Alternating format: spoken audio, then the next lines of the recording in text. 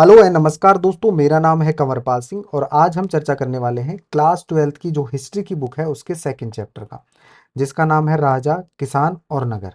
ये इसके ऊपर हमारा 5th वीडियो है। इससे पहले वाले वीडियो में हमने चर्चा की थी राजधर्म के जो नवीन सिद्धांत है उनके ऊपर चर्चा की थी। यदि वो वीडियो आपने नहीं देखा तो उसका जो लिंक है वो आपको डिस्क्रिप्शन में मिल जाएगा, आप वहाँ पे जाके चेकआउट कर सकते हैं। आज का जो हमारा टॉपिक है वह है बदलता हुआ देहात। देखिए, इस टॉपिक के अंतर्गत हम मुख्यतः 4 बिंदुओं के ऊपर चर्चा करेंगे। तो देखिए, सबसे पहले हम चर्चा करेंगे कि जनता में जो राजा की छवि थी वो कैसी थी। साथ ही तात्कालीन समय में किसानों के द्वारा उपज बढ़ाने के कौन-कौन से तरीके अपनाए गए उसकी भी हम चर्चा करेंगे।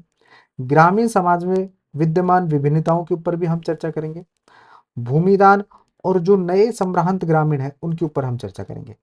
तो सबसे पहले हम चर्चा करते हैं कि राजाओं के बारे में प्रजा क्या सोचती थी, अर्थात जनता के अंदर राजा की छवि कैसी हुआ करती थी। इसके बारे में हम जानने का प्रयास करेंगे। तो देखिए, स्वाभाविक है कि अभिलेखों में सभी जवाब नहीं मिलते, क्योंकि अभिलेख है ये राजाओं के द्वारा लिखे जाते थे और इनमें राजाओं की उपलब्धियां ही लिखी जाती थी। इसलिए अभिलेखों से हमें इस प्रकार की जानकारी प्राप्त नहीं हो गई। वस्तुतः साधारण जनता द्वारा राजाओं के बारे में अपने विचारों और अनुभवों के विवरण कम ही छोड़े गए हैं। फिर भी जो इतिहासकार है उन्होंने इसका निराकरण करने का प्रयास किया है। तो देखिए, अब हम चर्चा करते हैं कि इतिहासकारों ने इन सब का निराकरण कैसे किया है या किस प्रकार से उन्होंने राजाओं के बारे में प्रजा क्या सोचती थी जानने का प्रयास किया है। देखिए, इसकी जानकारी हमें मुख्यतः मिलती है जातक कथाएं और जो पंचतंत्र जैसे जो ग्रंथ हैं उनमें जो वर्णित कथाएं होती हैं उनकी जो इतिहासकार हैं वो समीक्षा करते हैं और उनके आधार पर ये पता लगाने का प्रयास करते हैं कि तात्कालीन समय में राजाओं के बारे में जनता क्या सोचती थी। इनमें से जो अधिकतर कथाएं हैं इनका जो स्रोत है ये मौखिक किस्से कहानियां हैं जिन्हें बाद में लिपिबद्ध किया गया था। यदि हम बात करें जातक कथाओं की बात करें तो देखिए, जातक कथाओं में बुद्ध की पूर्व जन्म के संबंधित जो कहानियां होती हैं वो होती हैं और ये जातक कथाएं हैं ये पहली सहस्त्राब्दी ईस्वी के मध्य में पाली भाषा में लिखी गई थी। और एक ऐसी ही जातक कथा है गंत तिंदु नामक जो बोधिसत्व है उसकी कहानी है। इस कहानी में बताया गया है कि कुटिल राजा की प्रजा है वह किस प्रकार से दुखी रहती है। राजा की प्रजा में वृद्ध महिलाएं, पुरुष, किसान, पशुपालक, ग्रामीण बालक, यहाँ तक कि जानवर भी शामिल होते हैं। देखिए, इस कहानी में बताया गया है कि राजा अपनी पहचान बदलकर प्रजा के बीच में यह पता लगाने के लिए गया कि लोग उसके बारे में क्या सोचते हैं। तो एक एक करके सबने अपने दुखों के लिए राजा को भला बुरा कहा। जब राजा भेष बदलकर जनता के बीच में जाता है, उसकी जितनी भी प्रजा थी, चाहे से वह वृद्ध महिला या पुरुष हो, किसान हो, पशुपालक हो या बालक हो, तो उन्होंने अपने दुखों के लिए राजा को भला बुरा कहा। उसके पीछे रीजन क्या थी?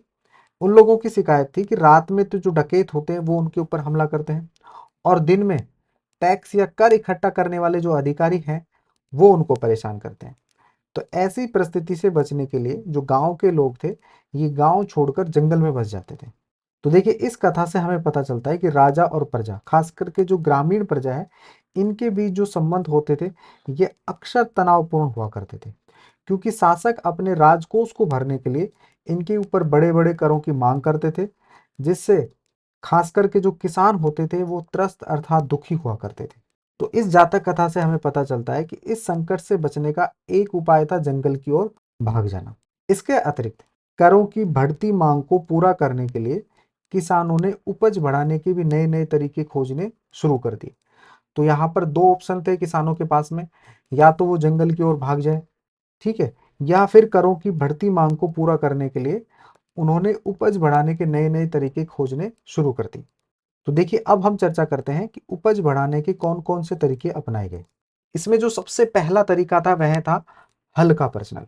देखिए, इस समय में 6ठी शताब्दी ईसा पूर्व की मैं बात कर रहा हूँ।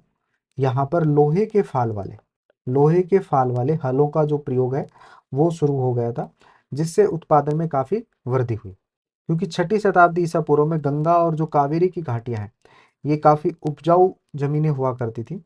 तो इन क्षेत्रों में भारी बारिश हुआ करती थी और जिन क्षेत्रों में भारी बारिश हुआ करती थी वहां पर लोहे के फाल वाले हलों के माध्यम से उर्वर जो भूमि होती थी उसकी जुताई की जाती थी, जिससे उत्पादन क्या हो जाता था, बढ़ जाता था। इसके अलावा गंगा घाटी में धान की रोपाई की वजह से भी उपज में काफी वृद्धि हुई। देखिए उस समय जो किसान होते थे वो क्या करते थे, धान की रोपाई उन क्षेत्रों में करते थे जहां पर एक तो पानी बहुत ज्यादा मात्रा में है। इसके अतिरिक्त सबसे पहले जो धान के बीज होते थे उनको अंकुरित करते थे।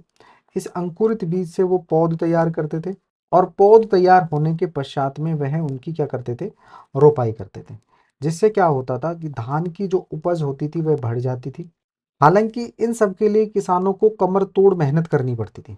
अब देखिए हम बात करते हैं लोहे के फाल वाले हलों का जो प्रयोग है उसकी यदि हम चर्चा करें तो इसके प्रयोग से फसलों के जो उपज है वो बढ़ने लगी। लेकिन इस प्रकार के जो हलों का प्रयोग है ये भारतीय उपमहाद्वीप के कुछ हिस्सों में ही किया जाता था। जैसे यदि हम बात करें पंजाब और राजस्थान जहां पर अर्ध शुष्क जमीन है वहां पर लोहे के फाल वाले हलों का प्रयोग नहीं होता था। इन स्थानों पर लोहे के फाल वाले हलों का प्रयोग लगभग 20वीं सदी में आकर शुरू हुआ। देखिए अब हम चर्चा करते हैं कि पंजाब है या राजस्थान है, यहाँ पर क्या रीजन थे कि अभी भी लोहे के फाल वाले हलों का प्रयोग ना करके किसान है वो कुदाल का प्रयोग करते थे। इसकी जानकारी हमें मिलती है हर्षचरित नामक एक संस्कृत ग्रंथ है।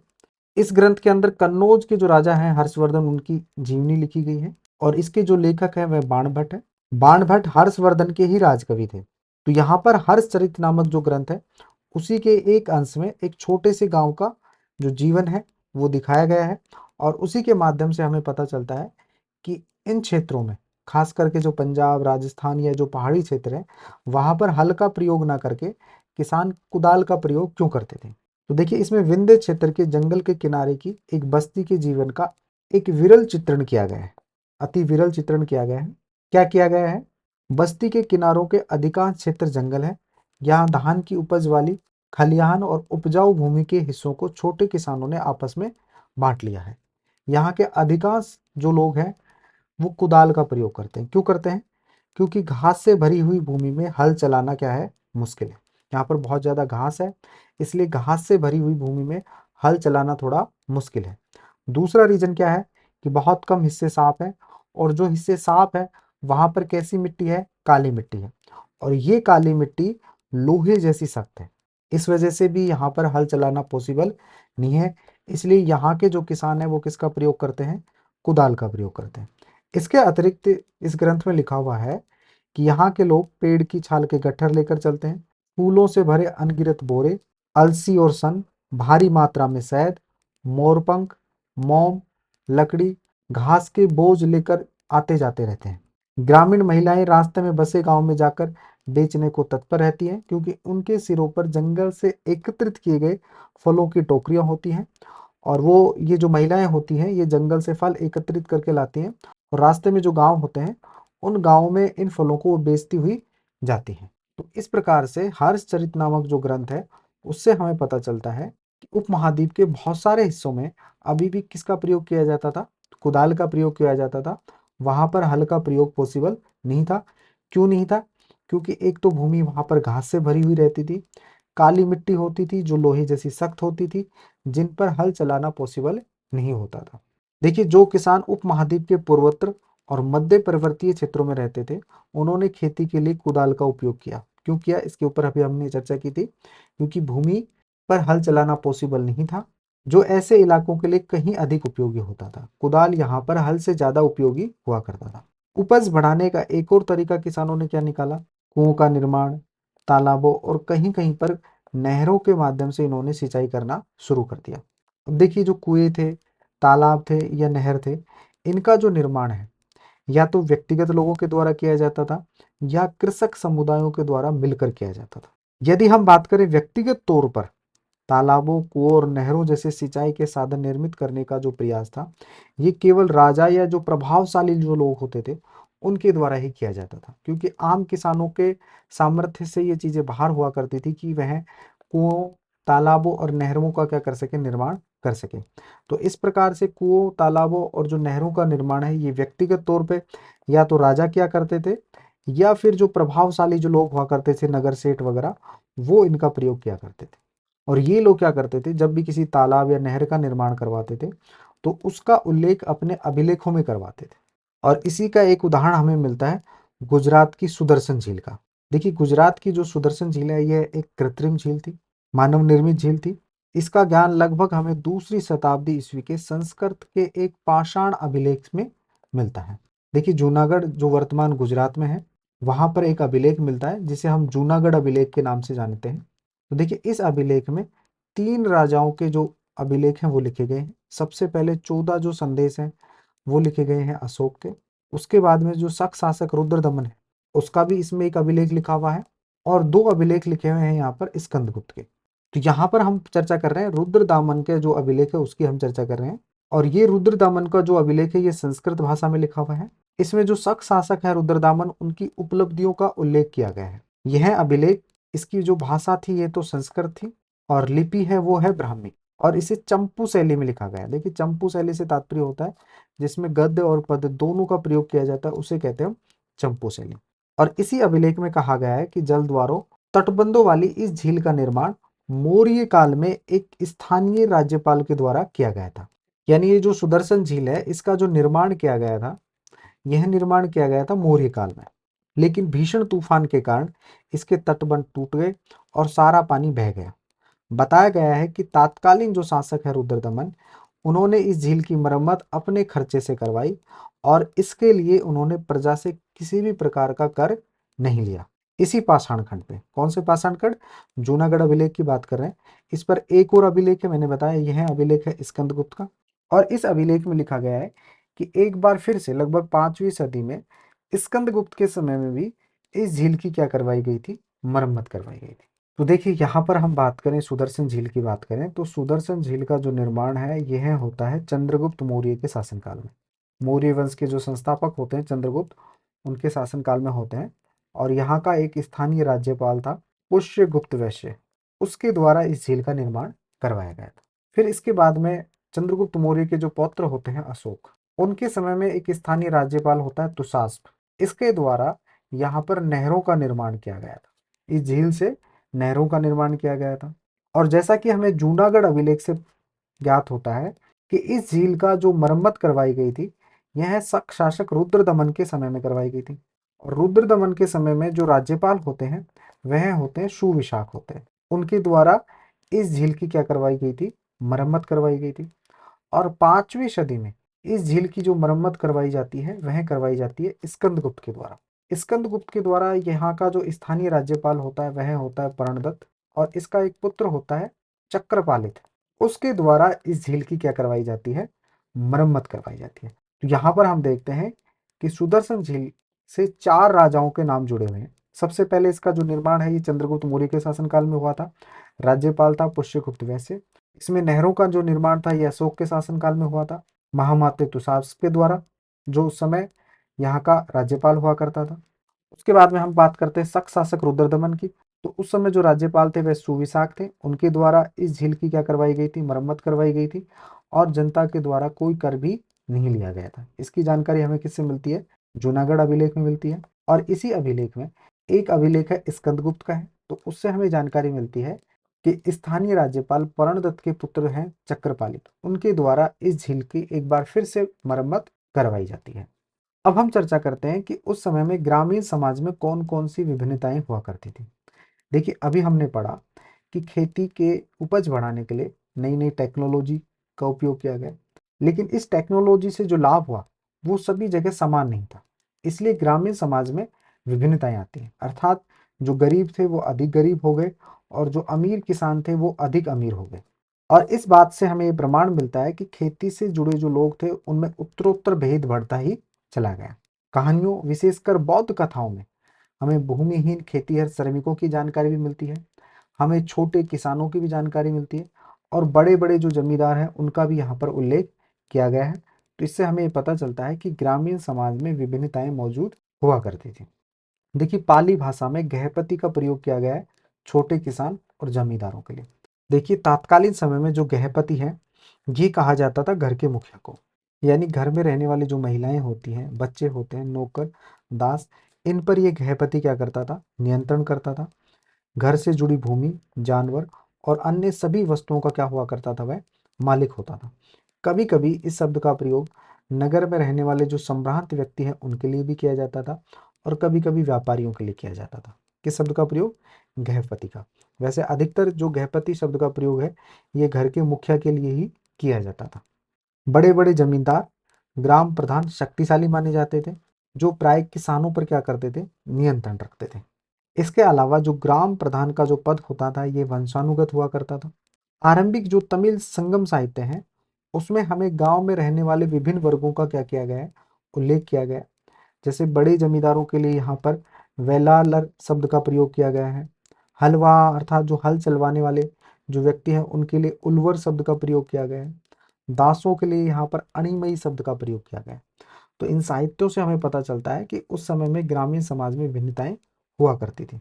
यह भी संभव है कि वर्गों की जो भिन्नताएं हैं ये भूमि के स्वामित्व, श्रम और नई जो प्रौद्योगिकी आई उसके उपयोग पर आधारित थी। देखिए अब हम चर्चा करते हैं भूमिदान और जो नए संभ्रांत ग्रामीण हैं उनके ऊपर हम चर्चा करते हैं। देखिए भूमिदान के जो हमें प्रमाण मिलते हैं ये मिलते हैं ईस्वी की आरंभिक शताब्दियों में हमें मिलते हैं और इनका जो उल्लेख है ये अभिलेखों में किया गया है।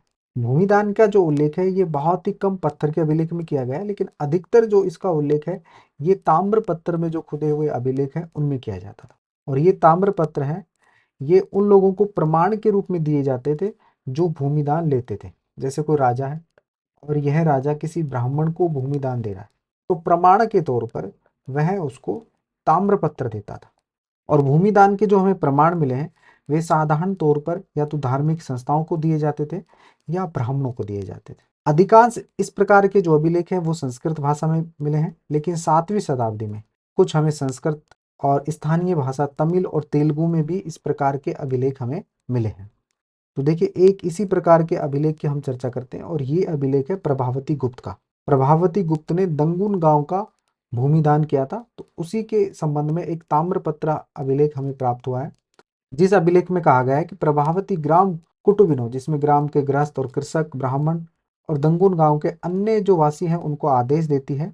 क्या आदेश देती है कि आपको ज्ञात होगा कि कार्तिक शुक्ल पक्ष की दिवादशी तिथि को धार्मिक पुण्य प्राप्ति के लिए इस गांव को जल अर्पण के साथ आचार्य चनाल स्वामी को दान किया जाता है। तो किसको दान किया है इन्होंने, एक ब्राह्मण है चनाल स्वामी, उनको दान करती हैं। और साथ ही इस ताम्रपत्र में लिखा हुआ है कि आपको इनके सभी आदेशों का पालन करना चाहिए।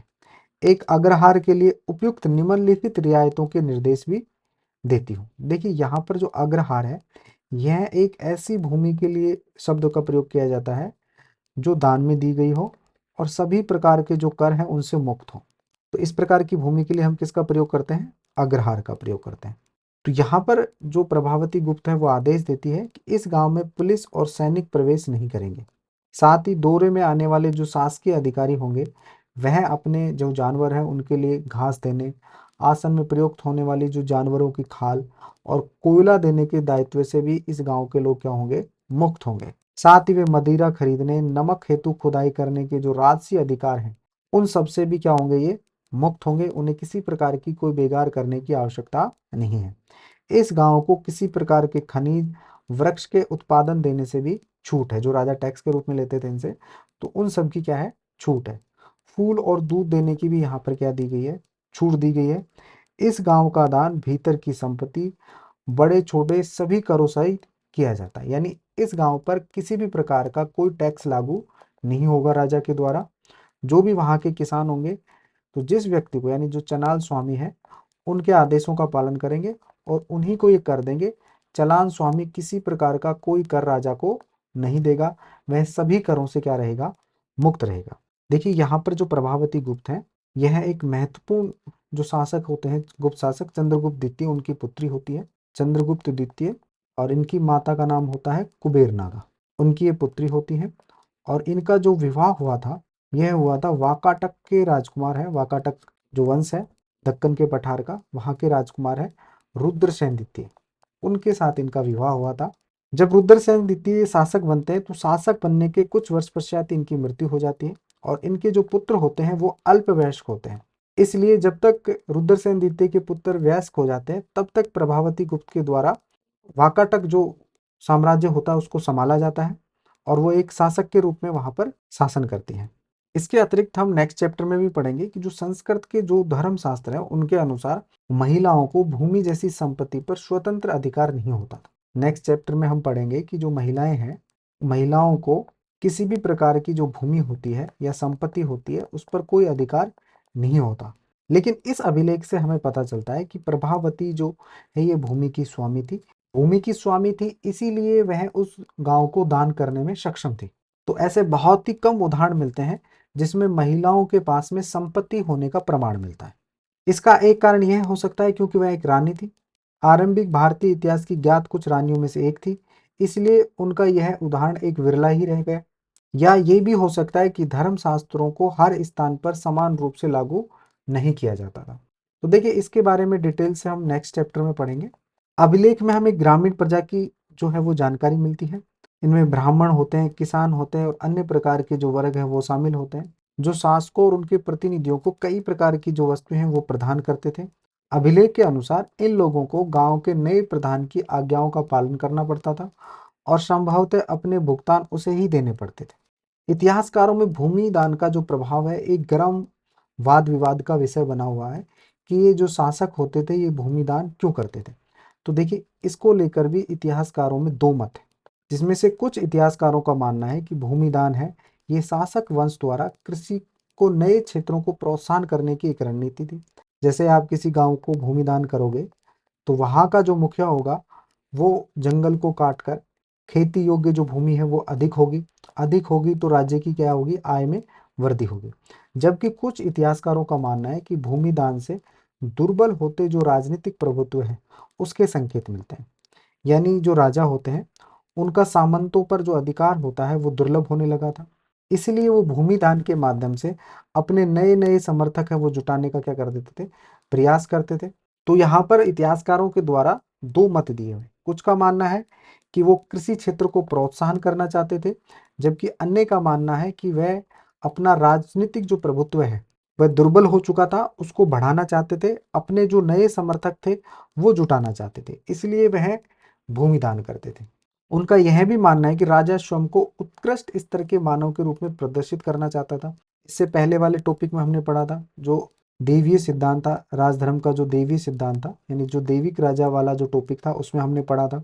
उनका जो नियंत्रण है वो ढीला होता जा रहा था, इसलिए वे अपनी शक्ति का आडंबर प्रस्तुत करना चाहते थे।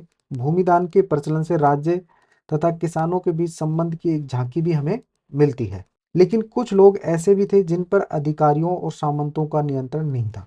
देखिए कुछ लोग ऐसे होते थे जिन पर राजा, अधिकारी, उनका किसी प्रकार का कोई नियंत्रण नहीं होता था। उनमें से आ जाते हैं जैसे पशुपालक है, संग्राहक है, ये जो जंगल में रहने वाले जो लोग हैं, शिकारी हो गए, मछुआरे हो गए, शिल्पकार जो घुमक्कड़ होते हैं, एक स्थान से दूसरे स्थान पर आते जाते रहते हैं, और इसके अलावा जगह जगह घूमकर जो खेती करने वाले जो लोग होते हैं, इनका अधिकारियों और सामंतों का कोई नियंत्रण नहीं होता था। सामान्यतः ऐसे लोग अपने जीवन और आदान प्रदान के विवरण नहीं रखते थे। इसके अलावा मनुस्मृति के अंतर्गत सीमाओं का महत्व भी बताया गया है। मनुस्मृति भारत का एक सबसे प्रसिद्ध विधि ग्रंथ है। यह संस्कृत भाषा में लिखा गया था और इसका जो निर्माण है ये दूसरी शताब्दी ईसा पूर्व से लेकर दूसरी सदी ईस्वी के मध्य में हुआ था। और इसमें राजाओं को ये सलाह दी गई है कि सीमाओं की अनभिज्ञता के कारण विश्व में बार बार विवाद पैदा होते हैं, इसलिए उनको सीमाओं की पहचान के लिए गुप्त निशान जमीन में गाड़ देने चाहिए। वह निशान जैसे पत्थर हो सकता है, हड्डियां, गाय के बाल, भूसी, राख, खपटे गाय के सूखे गोबर, ईंट, कोयला, कंकड़, रेत, इस प्रकार के कोई भी ऐसे जो निशान है वो उसे गाड़ देनी चाहिए राजा को जमीन में, जिससे विश्व में बार बार विवाद नहीं हो, लड़ाई झगड़े नहीं हो। देखिए यहाँ पर मनुस्मृति में कहा गया है कि सीमाओं पर इस प्रकार के और भी तत्व भूमि में छुपाकर गाड़ देनी चाहिए जो समय के साथ नष्ट न हो। तो इससे क्या होगा कि जो सीमाओं को लेकर जो विवाद होता है वो समाप्त हो जाएगा और बार बार जो विश्व में इस प्रकार के विवाद और झगड़े होते हैं उनसे क्या हो जाएगी, मुक्ति मिल जाएगी। तो देखिए इस वीडियो में हमने अध्ययन किया बदलता हुआ जो देहात है उसके बारे में हमने चर्चा की। नेक्स्ट वीडियो में हम चर्चा करेंगे नगर और व्यापार के ऊपर चर्चा करेंगे। आपको हमारा वीडियो कैसा लगा है? यदि अच्छा लगा तो इसे लाइक करें, शेयर करें, साथ ही चैनल को सब्सक्राइब करें। Thank you for watching.